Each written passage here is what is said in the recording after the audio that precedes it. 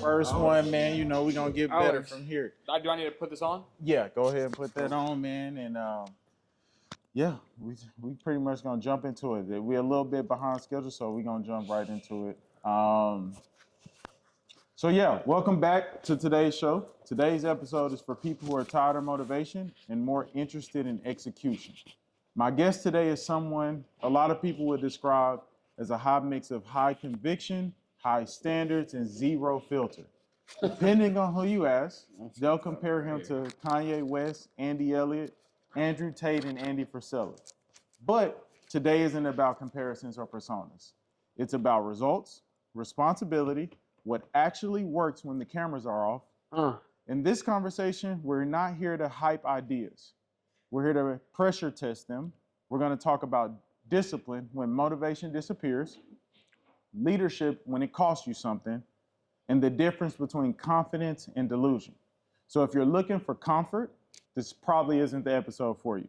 But if you're looking for clarity, ownership, and real standards, lock in. Let's get to it. I'm excited for this. You should be. The reason why I'm excited for this is because typically when you do like a podcast setup, the host will send them like, hey, these are the questions I'm going to ask you. Right. We never did that. We didn't. So this is going to be super like real, super raw, super genuine, and I like the idea of that. I appreciate it. Cool. Well, let's get in. Let's get into it. So, people compare you to a mix of Kanye West, Tate, Elliott, Frisella. What part of that is actually accurate and what is misunderstood? What part of it is accurate is I want to use the word jarring, or I'm in your face. Like when you look at those three people, they're loud, they're obnoxious, they're arrogant, they're in your face. I definitely have those characteristics and qualities. Things that are misunderstood though is one of the biggest things that I pride myself on is my ability to be a free thinker. If I agree with something, I agree with something. If I disagree with something, I disagree with something. Not saying that they don't have those same characters and qualities and characteristic traits. I don't really know them personally, so I can't say yes or no. However, if you get a comparison, a lot of times people say, oh, well, I'm comparing you to this person. It means you adopt pretty much all of their identity. Mm-hmm. As there are things that I do adopt a part of their identity, but there's also things that are like, I'm very... Like, if they said, oh, I agree with it, I naturally just don't agree with it because they agree with it. I enjoy being a free thinker and making my own thoughts and opinions on things based on the information or the questions that I ask. I agree with that. No, that makes sense. I think you hit the nail on the coffin. A little cliche, but... Somewhat, but it's, comparisons are meant to be broken a little bit and a little bit just like a new version of that comparison. So I agree with that. Yeah. What moment? So obviously, I started with that introduction, but there are some other things just to let's start from the beginning. Okay. First of all, how did you even get into this industry and what industry are you in now? I got scammed into this industry, okay? John Lee scammed me into the solar industry. I was finessed, I was bamboozled, and it was the best bamboozle I've ever been a part of. I originally started this industry to get into real estate. Makes sense. So I'd saved up some cash, and I understood the rich dad, poor dad mantra, which is I'm young, I don't need a job, I don't need any money, but I'm young and I'm willing to learn. Okay. I had put that information off into the universe through my network. Like, hey, if you're talking to anybody who's in real estate, whether they're developers, realtors,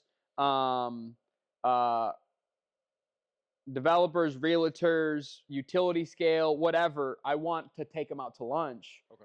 When I put that out into the universe, that was the line that I used. So I ended up meeting a guy. Like, obviously, I wanted to find a mentor. Mm-hmm. I understood the idea that trial and error takes time. Trial takes time and error is fatal.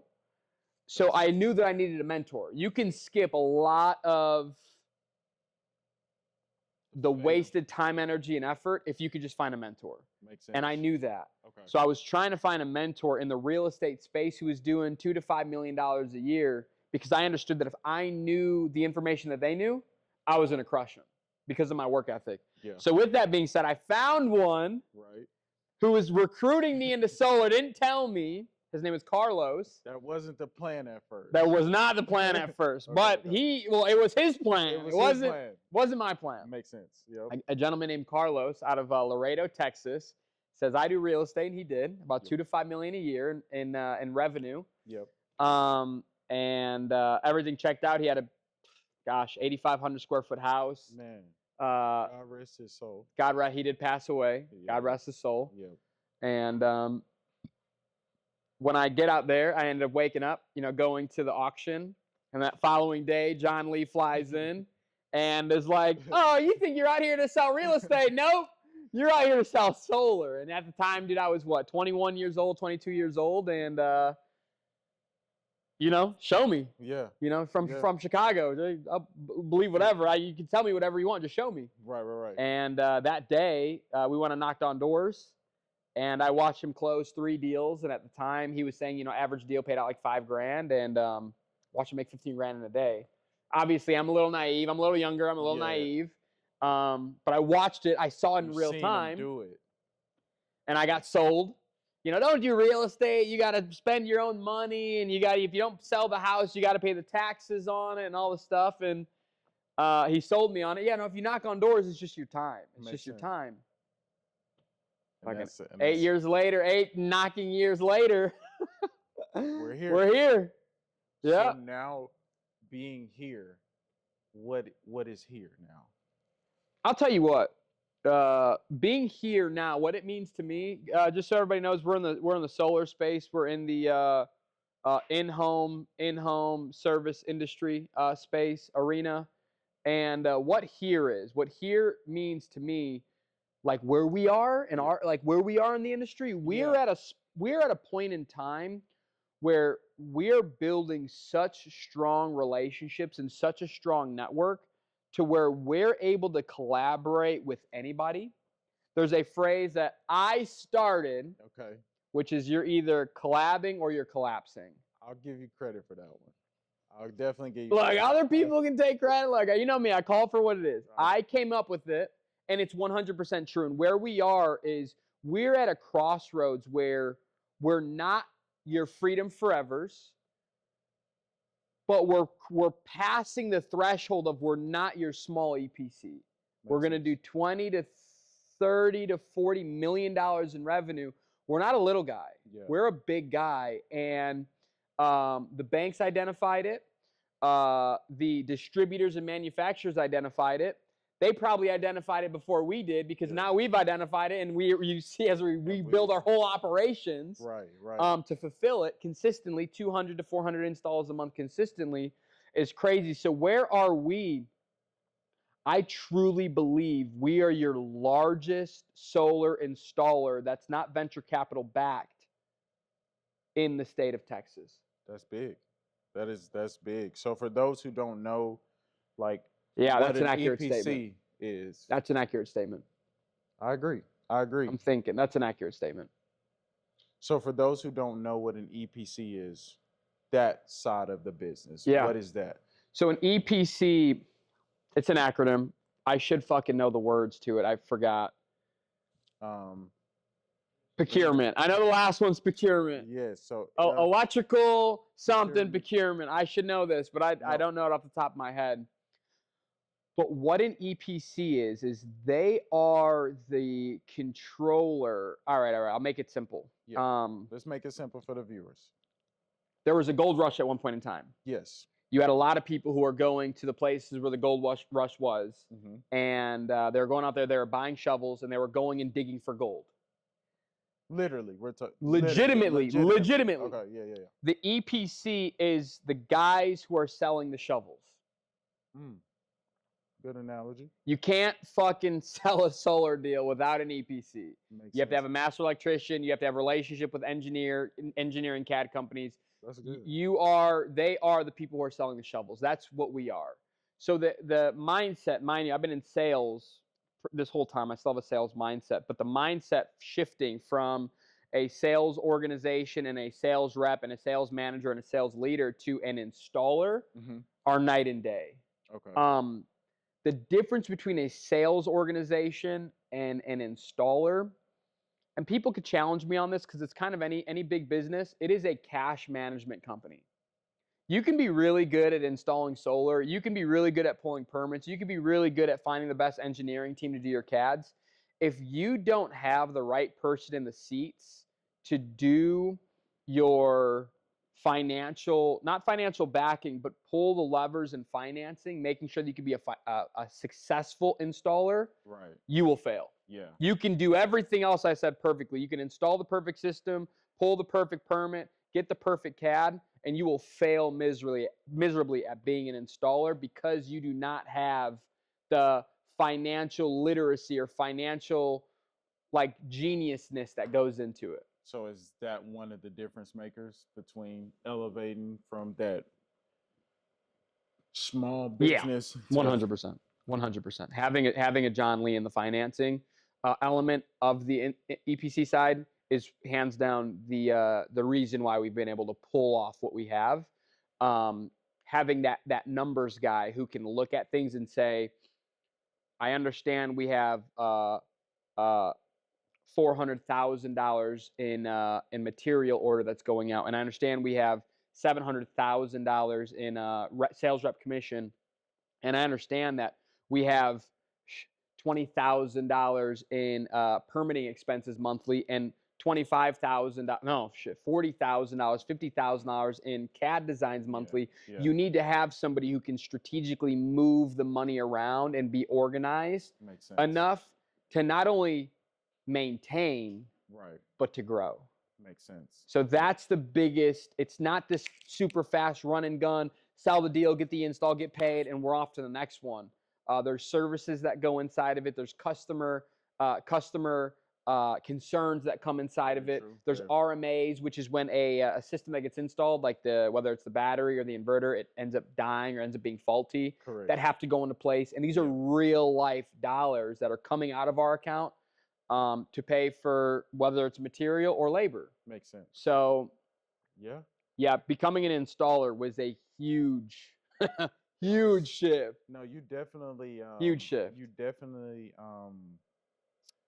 I don't know the word for it right now, but just like spearheaded that movement from us moving from 100%. sales org to 100%. EPC, and it was just a lever of Took me 2 years. 100%. I fought for 2 years. You did. I did, and you asked us to back you and just kind of.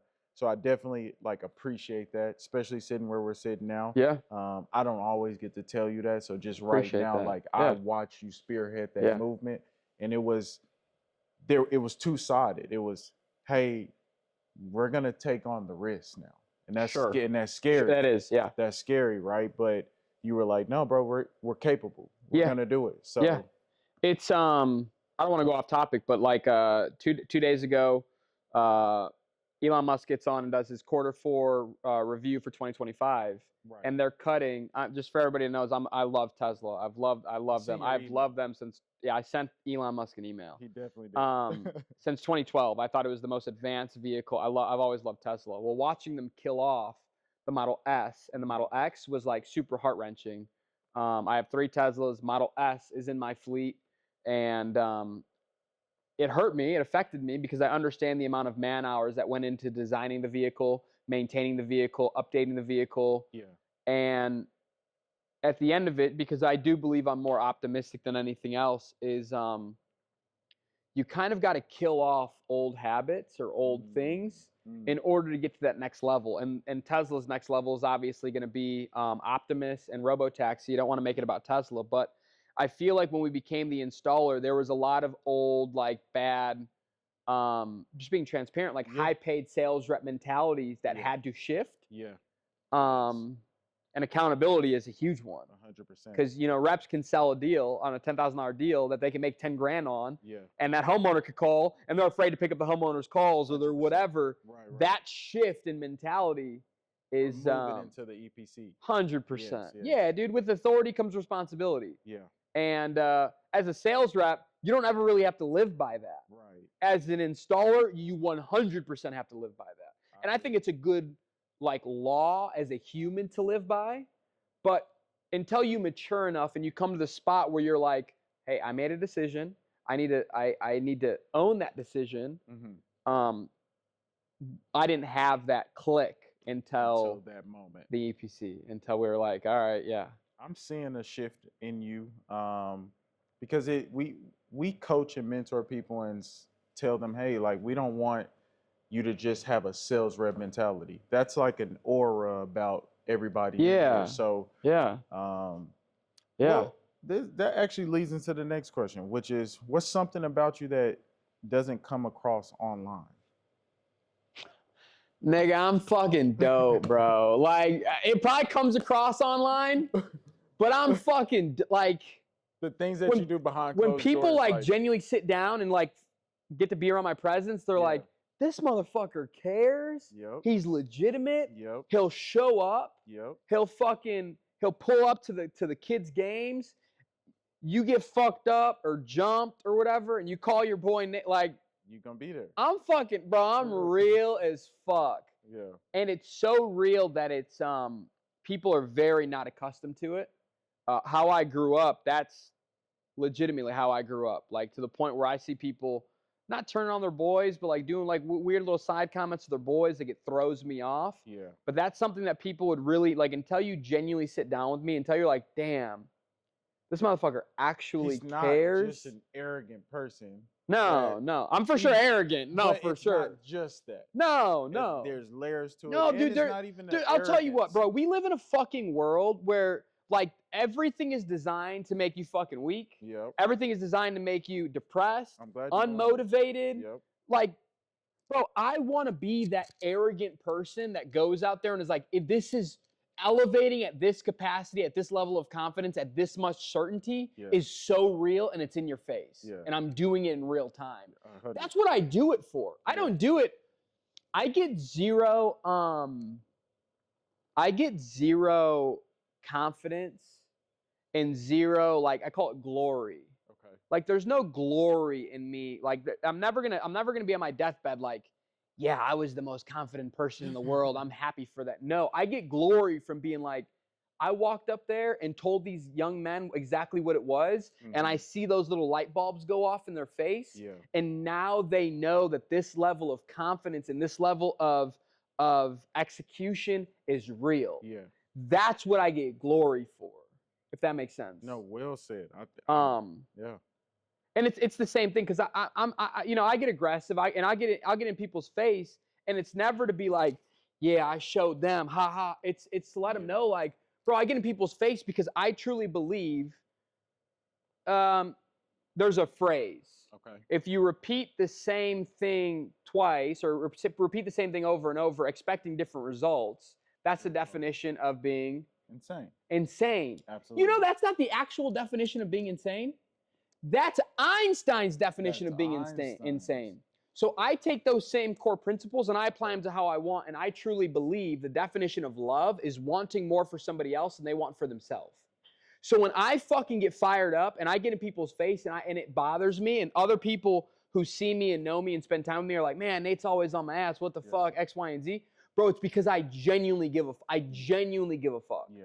Genuinely give a fuck. And the people that cross that boundary line with me understand, like, there's a lot of pride and ego that's associated with it. When I tell a motherfucker something and they're holding on to, like, he just told me what the fuck is up. And but when they cross that threshold, they're like, thank you. Damn, that motherfucker cares. Damn, yeah. I don't know. I'm probably never gonna get a thank you for it because I cuss the motherfucker out. But they're definitely like, dude, I get no glory from like telling somebody off. I've never, in our 7 years of knowing, I've never called you like, yeah, bro, and I got to tell him what the business was. No, dude, never. I can say never. That for sure. I've called you more so and been like, yeah, I had to tell him what it was, and he didn't like it, and it bothered him, but Right. there will be a day where that light bulb switches and he sits there and says, thank you. Right. Or I'll call you and say, hey, man, I did get on this motherfucker's ass, and that light bulb switched, and they were appreciative for and understood what the deal was. Or they just did what they were supposed to do. 100%. Dude, at the end of the day, Right. especially doing what we do, and me and you are partners, so, like, you understand this, but, like, dude, am I going to ever give advice? And this is a great lesson, and when you do your interview with John, you have to bring this part up. I will. And I learned this from him. But is there one piece of information in this genius brain of mine that I'm going to drip off onto somebody else that's going to make the business grow in the direction we don't want it to grow? The answer is going to be no. The answer is going to be no. Agreed. So it's like, shut the fuck up and listen and find success. Yeah. Because I'll be the first person, if somebody asks me a question, that if I don't know it, I'm the first one that's like, I don't know. I don't understand. I don't understand. Yeah, Please help me. Please help me, because I don't understand. But if it is something that I do understand, I will tell you directly. Dude, I don't like the storytelling. Mm-hmm. I don't like the convincing. I'd probably be the worst recruiter in the world, because I'm not going to convince anybody to do something. I'm just going to tell you what it actually is, and I'm going to get to the point as soon as humanly possible. The good thing about what you're saying right now is, like, and we just had this discussion today, which was, I don't learn information to teach people. I learn information to learn it for myself. Yeah. So that I can live it for myself. Sure. And then by me living it, then you can say, oh, he knows what to do. 100%. Yeah, if I can exhaust it, I do want to teach it, but I do want to internalize it in my way. For 100%. First. 100%. So. No, because then this is what happens in our industry. You get the people who learn the information, but don't have the results to back it up. Right. And then they do like this weird, unmotivated, unconfident like training on it. Yeah. And everyone can tell it's disingenuous. You can fucking feel it. You can 100% You can feel it. So. No, so I said that to also say, like, right now, I feel as though I know you, but you can't ever know too much, meaning, or you don't know what you don't know. So as I'm talking to you right now, there are things that you're uncovering that I just naturally believe because I know you. But hear you publicizing and saying it puts a different stamp and a different layer on, like, okay, when he does that, I need to back that because I know his motivation. I know his thought process behind it. I know, and we've obviously had that relationship. Of course. But it's confirming, it's reassuring, and all of that. So, and a lot of times when you get to this level, I have an incredible friend. Gosh, big brother Miguel Travarius, and like I'll ask him a bunch of questions, and he stopped me. He was like, you're not even asking me these questions because you don't know the answer to them. It seems like you're asking me because you just want to reaffirm. Yeah. And I'm like, 100%. If I get the opportunity to be around somebody who's more successful than me, first of all, I call it for what it is. Right. Dude, take the pride and ego away. Take the, he's smarter than me. He's more. Yeah, he is. Yeah. He definitely is. And that's okay. That's okay. That's who I want to be around. Right. I don't want to be around people who are less than me. Right. I mean, I do want to be around people who are less than me so I can flourish them and impact them. Impact, great word. But I don't want to be around people like in my free time who, like, I can't, like, I never understood the concept of always wanting to be like the number one guy on the pedestal. They say that. Like, that's fucking weird. They definitely say, like, if you're the smartest person in your friend group or your room, you're like, in the it's wrong cliche, group. Yeah, it's right? cliche, but that's essentially what you know. It's just gay. Yeah. Because it's tied to pride and ego. For sure. Weird. So, let me ask you this. What belief did you have early on that turned out to be completely wrong? A belief that you had early on that just, as you got older, it turned out to be completely I'm God's favorite, bro. He blessed me growing up. And all my beliefs are legit. Okay, so none of them were like... I'm trying to think. Mind you, man, I had a single mom of 3. Okay. Grew up in Chicago. You got to see the world for what it actually was. You would actually see, like, how the world really works. Okay. So like a lot of times when you grow up in a certain area or you're around the same people, you get like this idea like, oh, I think the world is like this. When you grow up in the city and you're around and you have to interact with thousands of people every day, whether you want to or whether you don't, Yeah. you don't really get like I'm not the most, I mean, I'm not the most opinionated person because I understand like the universe doesn't operate in just like this is right and this is wrong. Mm-hmm. So I don't know if there was anything growing up necessarily, and I'm sure there is. Like I'm not going to sit here and say I'm perfect and everything. Like I make a joke about it, but realistically, like no hard belief on like, man, when I found this out, it was just totally definitely financial ones. Okay, for sure, financial ones. So if you like, dude, we grew up in the hood. Fucking, you pay everything with cash. When I learned like leverage your credit and leverage your resources and leverage, that was the biggest. Okay, so that's one of them, right? Yeah, that's for sure. So that's like one, and it's small, but it's also big. It's transformation. Oh, bro, yeah, that was for sure, 100%. Because every car you had was bought cash. The guy, I think we ain't financing no clothes, but like your clothes obviously were bought cash. Yeah, not me, not fucking me. Yeah, chains, watches. Yeah. I mean, again, I think. Cars, houses, everything that we like growing up, everything was. We grew up in the house with the shoebox full of money. Yeah. That was what it was. It wasn't credit score. It wasn't credit lines. It wasn't. Securities back lines of credit. It wasn't home equity lines of credit. That's not even a conversation. Yeah, no. You know the line. If you can't buy it twice, then you can't buy it. Cash. If you can't buy it twice cash, then you can't afford it. And that's a skewed view a way to look at stuff. Yeah. Oh, for sure. It's super, super skewed. For sure. And it's good to live within those principles and not like let's say you have a $100,000 credit line, not max it out and and be like, and to be strategic with it. But that was for sure an understanding that remember I wanted a Lincoln Navigator. I bought a Lincoln Navigator cash when I was like 19 years old working at Five Guys for like $17,500. Yeah. And I was like super excited. Oh, you know what I'm saying? Like, bought it cash. That's how you feel. You like 100%. The hottest on the block. 100%. Well, on that note, then, what did success cost you that no one warned you about? What does success cost you that no one warns you about? Yeah. And you personally, what did success cost you that no one warned you about? I got super lucky, like I said, growing up. Like I've always been typically extremely patient. I don't like to rush things.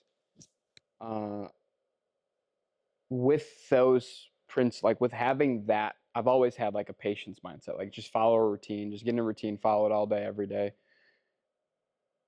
The things that I would say to other people or things that success don't warn you about are like discipline, are like, here, I got a good one. Actually, I got a good one. Because that one was cliche and gay. Let's go. The real one, bro, is the focus. Okay. That's the real one. Get into it then. That's the fucking real one. When I come in here and I see openers or closers or management team or whoever, dude, they be talking about a whole bunch of shit that's not focused on what exactly they're supposed to be attacking. Right.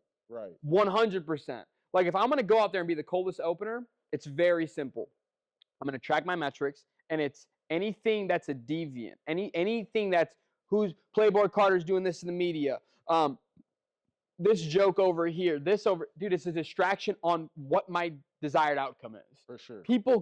That was one thing I had to learn. Yeah. Was that level and that immense amount of focus. Yeah. Dude, people will come in and say, I want to do something. This is why I get so irritated and angry and agitated with people. Because I'll say I'm gonna do something, and it's all I consume. It's all I focus on. And people say, "Oh, I want to be a top sales manager. I want to be a top recruiter. I want to be top." Focused on that. Bro, no, they just people just say words and don't ever do shit. Like, dude, I'm getting pissed off thinking about it. They don't ever actually do anything about it. Yeah. They just willy-nilly say words. You know, they just say words. And it's crazy because and it's fucking. It's yeah, I clipped the microphone on that one for sure. Yeah, 100%. It's definitely one of those things where like You know you Bro. need to do it because people think like if you just tell me what to do, I'll do it. No, the fuck you won't. But you won't. You won't. You won't. You won't. So is like Especially now if nigga, I go on 10-day fast because I get bored. hashtag food's not your daddy. Food is not my daddy. Hashtag That's food is that not my money, daddy. bro. If I tell you to Like- do something, hopefully you do it because it's only going to benefit you. Yeah. And hopefully if it benefits you and you're around me, It benefits in all of us. return, the energy will come back. 100%. But yeah, dude, that focus shit, bro. People are intrinsically lazy. Yeah. And I was never intrinsically lazy. I was always a hustler, moving around, Mhm. but I was doing a lot of busy work. Mm. There's a difference between like busy work, like, Yeah. oh, well, I did this today and this today and this today and And this today, things that and move the actually needle moving the fucking needle forward. Right, right. Big difference. No, it is. Big difference. It is. Like, I did cinematography before. Yep. If I go out and shoot a video, that's incredible. That's awesome. Right. But if I didn't collect no fucking money for it, well, it was just a bunch of wasted time. Yeah, it was a hobby. Like, It was a hobby, for Like, sure. you know what I'm saying? No, Like, for sure, it was a hobby. and You've made money doing that, but I will. yeah, but there was a point in time but where I you had to didn't. figure. Yeah, Yeah, there was.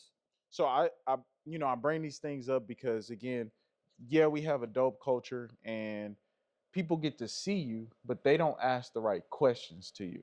So these moments that we're talking about right now, like just as simple as you saying focus, right? Yeah. How many times you see somebody, whether it's in here or you see them in the field and they're like, man, I worked 5 hours today, or I worked 6 hours, I worked 20 hours, but you're on your phone 4 of those hours. Sure. So it's like I said, Yeah. backing the persona with what's real substance. Yeah. Because they don't ask you the right questions. Does that make sense? So let's back into again, and we're gonna move into some other things, a different segment. You're our co-founder, COO, been a part of an acquisition, made millions of dollars in this industry, and I don't feel as though the people around here, I'm not gonna say So yeah, yeah. like they could gain more from you than what's being gained. And that's not For sure. That's not a knock on what you're doing because you're handling different things from a work perspective. Yeah. Focused on what you need to be focused on. That's why I'm doing this now. Yeah. Because I'm asking the questions for them. Yeah. Does that make sense? Yeah. So Well, that way they and can I'll tell gain you, something. There's a couple of things to that. I hope I remember all of them. My attention span isn't that long. One of them is like, you don't know what you don't know. For sure. So I don't use it like, dude, we had a bunch of 18, 19, 21-year-olds, like the smart ones for sure are in my office asking questions, doing X, Y, and Z. But the other ones aren't dumb because they're not doing that. They just don't know. Correct. One. And two, I'm probably the last person you ever want to sit down with and say, what can I actually be doing better? Because you're going to get it. No, you're going to give it to them hard. You're going to give it. You're going to get it. Yeah. A lot of people like getting information and like, oh, I want to be around this person. I want to learn from this person because they make me feel good. Yeah. I don't make anybody feel good. Yeah. And it's not like I'm not walking around saying I don't want to make anybody feel good today. Right. It's just when I lay out the cold hard truth, 90% of the time you don't feel good about it. Just like when I had to elevate my financial game. Yeah. And like Looked at your finances. yeah, no, getting told what I was needed to do, it hurt, but it helped me kill off my old identity and my old thoughts on how I thought money worked and how I thought things worked, which allowed me to grow into what I believe today. And hopefully it happens again. Yeah. And again, and Yeah. and again, and again. And it will because It definitely will. It will. Just where does the hustle culture? A lot of people, and actually, let's say It depends. The different, like, we grew up in a different hustle culture. Yeah, Because this we're kinda grown ties into men. it. The new hustle culture is get rich quick. Yeah. I didn't grow up like that. Like fast money for sure, Right. but it's like get rich quick, and then they get fucking lazy. And don't think about, man, you might live another 10 years. I don't know how much I want to incriminate myself. No, so look, watch this. Watch this. Because you're my guest, so I would never let you do such a thing. Thank you. All right, cool. But if so, like what we were saying, right? There's a certain point where you feel like, damn, from your demographic, I made it, right? So we're talking about like rappers XYZ, right? Yeah. Bro, there's a Yeah, that's the thing, man. it's it's a line between that's all you believed you could attain, 100%. then being like, 100%. damn, I got exposed to this, and it's just like getting exposed to, oh, when I made my first 100,000, that's what I thought that's the level. Yeah, and yeah, now yeah. you get to that level and you like, this ain't shit, Yeah. but I'm still capable. Yeah, 100%. So that hustle culture, I heard this phrase before, and I want you to elaborate on it. It is easier to make money fast than it is to make money long For term. 100%. 100%. 100%. So why is that though? Because God favors people who are disciplined and have consistency and repetition. And he only blesses those people that are able to do it long term. Like, why is it hard? People lack discipline. That's why it's hard. That's why it's hard. People lack discipline. Well, what advice do people love, but you never give them without context? The people love? Yeah, what Well, advice people do people love feeling like related to. Okay. So when I sit up there and I talk to people and I say like raise your hand if you fucking come from a single, like you were raised by your mom or you had a single mom. There needs to be some context there. How do you mean? So the question is like, people love to give this type of advice, but you need to be careful giving that advice because there needs to be context to it. People love to give the advice on hustle. Okay. And like recruiting and like, oh, if you do this, you get rich. People just love, like, we live in a capitalistic economy. So people love the idea of tying conversations around money, which is understandable because we live in a capitalistic economy. Right. The people who talk about the get rich and fast in your face and this and that, the thing that they have to be careful about is like, I don't want to put you in a position to where you're rich. I want to put you in a position where you're wealthy. That's one thing like people never do. Like we've lost lives. We've lost reps, lives, because we've enabled them to make a certain amount of money. They would flex and spend it and would fucking want to drive their car. He was in a car accident or a motorcycle accident, but he was doing it because he had the amount of money that we had given him the skill set in order for him to go out and sell and hustle and grind. Right. And because he was able to take the skill sets that we gave him and ball the fuck out and go crazy, he ended up dying, passing away. And that's like that's the scary part. And that's an extreme situation. But how many reps come in, make 20, 30 grand their first month, second month, and then skedaddle and leave? And then like we're like, oh man, this person was so fire. Where are they? And they're like, oh, they're working a warehouse job as a painter for $15 an hour. And you're like, damn. How do you go from? Yeah. So I think the piece to tie back into the piece that you asked, the piece that people aren't like careful of when they talk about the hustle is like, hey, I'm going to teach you how to hustle, and it may not last forever, but if you stick around and you're hardworking, positive, coachable, and you're a team player, I can make this last forever. Because you've been in this space for shit longer than I have, 12 years, and you are a testament of what that making money long term looks like. Yeah. And I definitely always people don't want to hear it. Yeah, it's not. They want to. How do I make money right now? I get it. Agreed. I agree. I get it. It's definitely not the most. It's not always the most glamorous thing. No. To make the money long term. It's more glamorous to make some money right now and show that I made money right now than to so you know what? I want to be rich for glamorous is defined so different. And the reason why I say that is because things that were glamorous to me back then are 100% not glamorous to me. Like, dude, I drive Teslas. Yeah. It is the gayest thing on the planet, but I love it. Yeah. And I love my Teslas. And I literally, you cannot put me in another car. You can't put me in another car. I don't want to be in anything else outside of my Teslas. Yeah. Daily driver, put the fucking Lamb, put the McLaren, put the Rolls Royce. Don't want it. But I'm not saying it because like. Yeah. I mean. Just so, nigga, I'll buy that shit cash. Just so to make it clear. This ain't about not being able to afford it. 100%. I just want to clear the air on that one. Yeah, I just need to clear the air on that one. It's genuinely, I'm at a point where I'm like, Well, my Teslas, they drive themselves. They got the full self-driving. I got the weighted. There's a lot of broke motherfuckers would say that to justify not being capable of. Hey, they won't say that shit to me. Well, I agree. I'll hit them over the head with 100 bands cash. So I'm glad you put that I'll out bury there. them niggas in cash. You seen the video on Instagram where he's like, I caught my first body. The nigga grabbed my door handle and opened the door, and poof, all the money fell on him and killed him. That's how it is. That's how I feel. Like I genuinely get no monetary value. I get no more confidence points, no more cool points.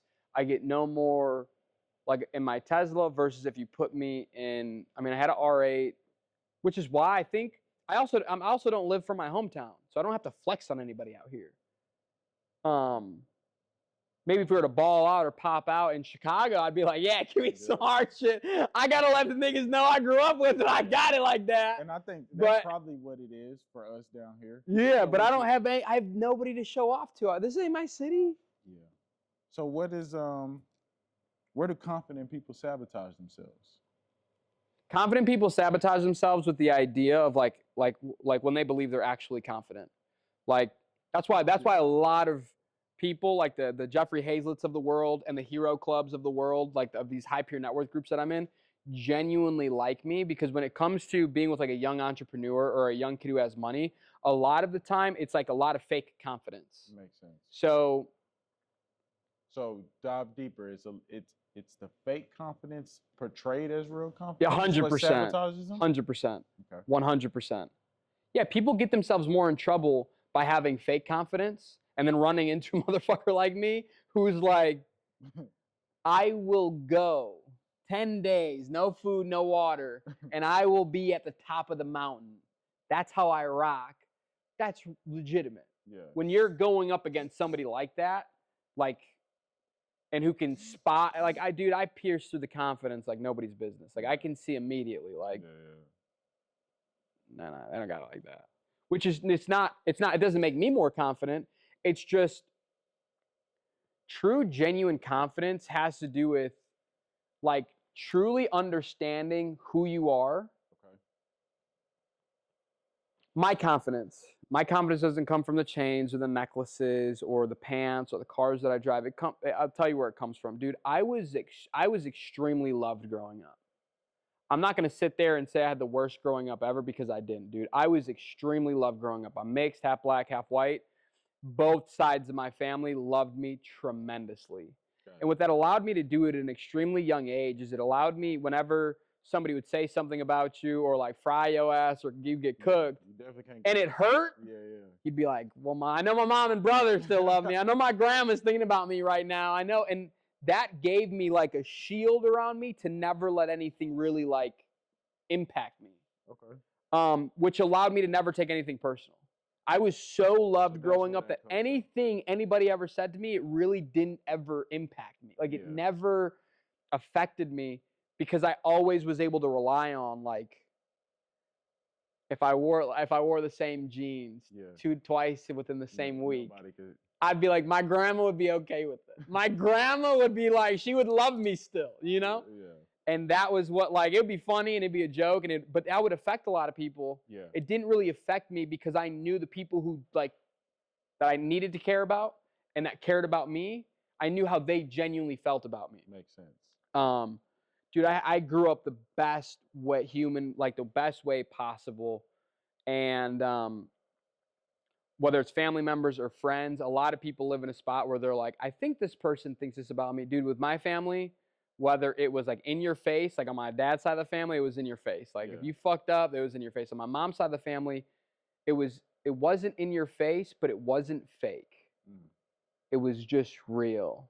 It was just real as real could be. Whether you liked it, whether you didn't, it was real, and it always came from a place of love. Yeah. I got to see it on my dad's side of the family. You get ass whoopings, but they were because you come to a house, to a messy house. Yeah.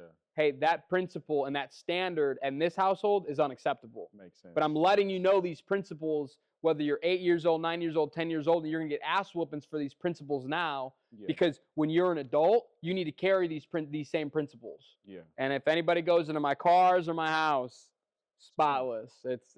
And then on my mom's side of the family, it's the same way. It was more with love, Yeah.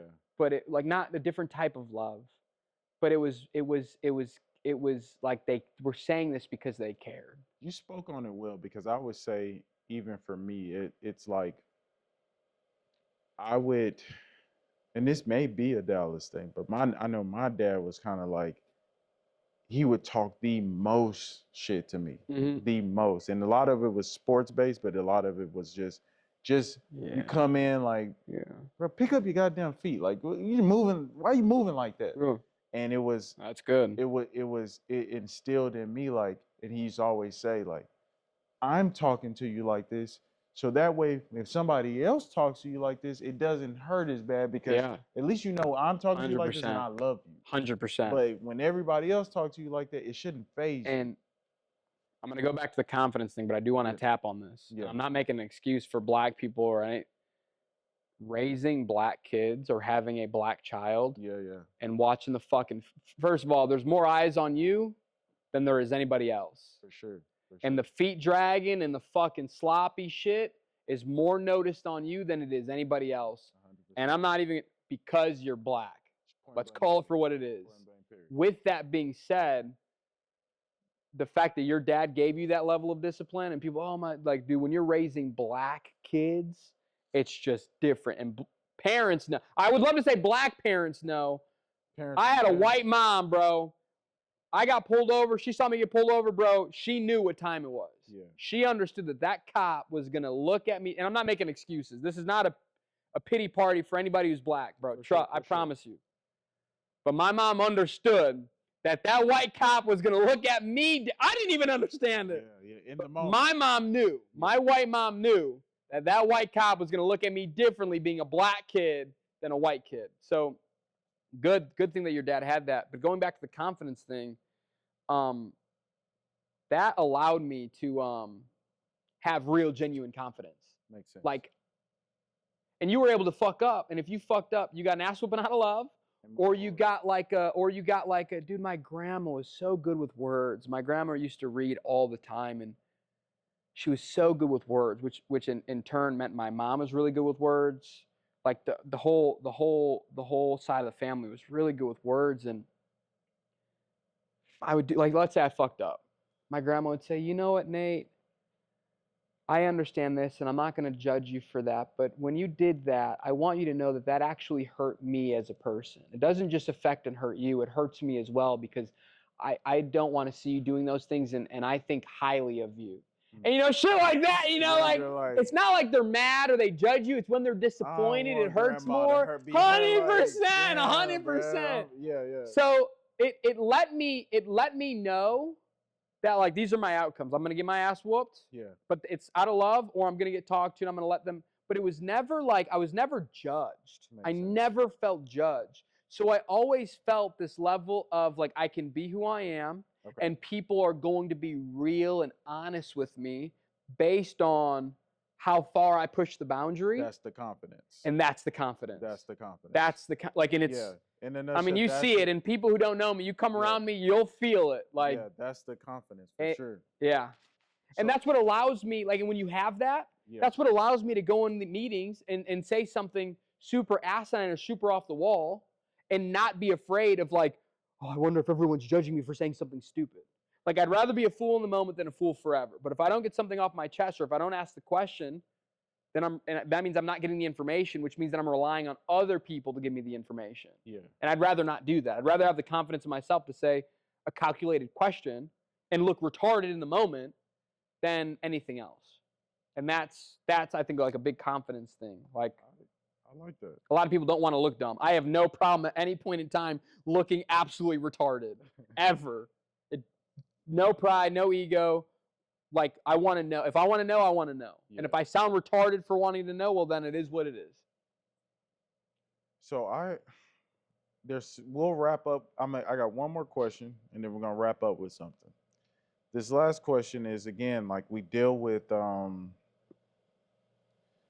people on a day-to-day basis, homeowners, reps, friends, partners, XYZ, right? what do you think men chase that actually weakens them long term? Wow. What do I think men chase that weakens them long term? Women. I had to think about it for sure. Women. 100%. Well, men, define men, like if you're like a growing man, like a man who's got his shit together and he's doing what he needs to do, women make him stronger for sure. But the weak ones who haven't figured out how to focus and lock in, how to make money and how to bring in the money and how to be a man, actually, 100%. Yeah. Yeah. Don't chase women before you fucking. And I've spent 10 legitimate years of my life chasing women. Like, it's 5 hours a day on dating apps, going out, being a pickup artist. Yeah. Bro, if I would have applied that same amount of time, energy, and effort, like getting financially literate, focusing on like building a business, doing things through the roof. 100%. Like, I don't regret anything at all. Makes sense. But that is one thing that for sure holds men, like holds boys who are becoming men, young adults who are becoming men, 100%, 1000%. They want to focus on getting the bitch. And the crazy thing is, they get all this money to show off the bitches, but then I see them at the club with all their boys. Like, where the bitches at? At least for me, real. when I say I want the bitches, I would go and get the bitches. You know what I'm saying? Like, I wouldn't say I'm gonna go get some bread to go get the bitches and then spend my bread on other things. And I like 100%. And maybe it's a different era. This whole like tricking deal and this whole I didn't grow up like that. I grew up like I didn't spend a dime on any of my shorties. Like, they were taking me out, bro. Like, you know what I'm saying? Like, I'm not breaking bread like that. Nah. I'm definitely not breaking bread like that. This is my middle name Magic, but this is definitely trick era. Dallas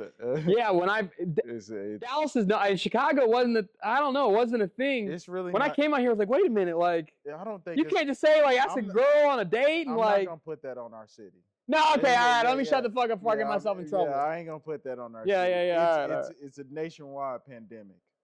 But I would say that for sure. I would say women hold men back more than they think they push them forward. So with that being said, man, I would just say any last words to somebody that's watching this and they're looking to be around somebody that's high level or they're looking to take their life to the next level. Yeah. What advice would you give them? Yeah, the advice I would give is like first things first. There's a really good book, Ego is the Enemy. There are a lot of people in life who use ego to their advantage. Kanye West, Steve Jobs. These are real life people that have used ego to their advantage. However, there is more men who have defeated themselves because of ego and pride. There's more men right now. I'm sure there's people right now who might have did something wrong or might have been on the fence and now they're not homies or boys with somebody else just because they refuse to apologize. Learn how to figure out a way to bury and kill your ego. And in doing so, it's going to make it 10 times easier for you to put your pride and ego aside and say, I'm lower and I'm lesser than a lot of people, and I want to get to a higher ground. And in order for me to do so, I have to be around higher people. And able for me to be around higher people, I have to admit that they're higher than me, and they are better than me, and they're more financially literate than me. And dude, if you're 17 years old, 18 years old, 19 years old, there is hundreds and thousands of entrepreneurs who are my age and older who will give the information and will give an opportunity for somebody to find the success they're looking for if they could just bury the pride and ego and just ask the question of like, I don't need a job, I'm not looking for any money, but I'm young and I'm willing to learn. And if I can use your experience to cut down this time frame, how can I assist you in any way, shape, or form? Yeah. Dude, I'm telling you, you will fucking find a mentor, Put your pride and ego aside. Lock in with your boys too. Lock in with your boys. Don't take your boys for granted. Get rid of the bum ones who don't want to become shit, but lock in with the ones who want to do something. And dude, don't fall into the line of like, well, he's the leader or he's this and he's that. Yeah. Dude, put your fucking pride and ego aside. Lock in with your boys. Find a mentor. Admit that there are people who are way better than you at life. Go to high peer networking groups. That would be the advice to really expedite being like a broke 18-year-old to a fucking I know what the fuck is going on at 22, 25 years old. That would be the advice I would give for sure. 100%. I would even say if you're 30 and you're... It don't matter how old you are, 100%. Yeah, you're just... If you're 30, I'm going to tell you something. If you're 30 and you still are crippling with a bunch of pride and ego, bro, you're cooked. You're fucked. I'm telling you. After the age of 25, it's very hard to teach an old dog new tricks. And in order to do so, you have to go through a lot of massive pain and trauma, which is why I'm very big on like, feel some fucking pain. Feel some pain. Let some pain come in. Because when pain comes in, you start to listen. And if you are 30 and you are struggling and fighting with pride and ego and you're fighting with, I can't believe this person said this to me, you got to let some pain come in. And you got to say, they said that to you because you're fucking dog shit. They said that to you because you haven't really done anything in your life.